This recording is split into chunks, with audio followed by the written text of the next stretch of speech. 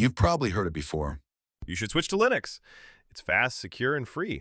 But if Linux is so great, why isn't everyone using it? So this is why not Linux.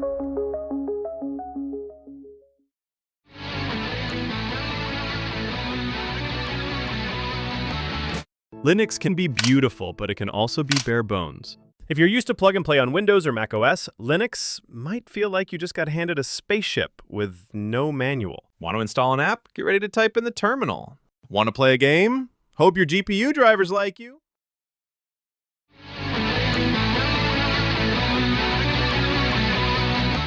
You can't run Final Cut Pro, Adobe Premiere, Microsoft Office, or a lot of AAA games on Linux. At least not natively. Yes, there are workarounds, Wine, Proton, Lutris, but let's be honest, the average user doesn't want a workaround. They want double-click and go. Creative professionals? Gamers? You might want to look the other way.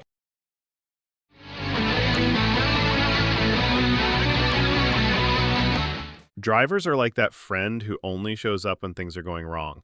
Linux has made huge progress, but support for certain Wi-Fi chips, printers, fingerprint readers, and graphics cards can still be hit or miss.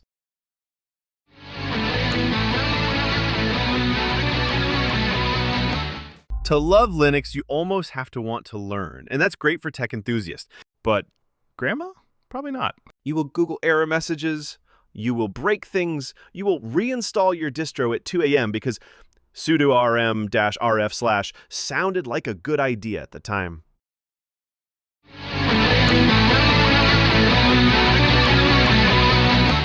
In a corporate environment, Linux is king on servers. But for regular office desktops, it's usually not the standard. Unless your IT team is all in on open source, chances are your workplace won't hand you a Linux laptop.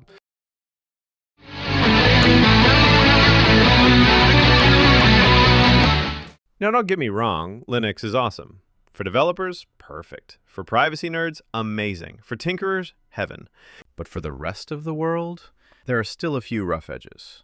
So if you're wondering why not Linux, well, now you know.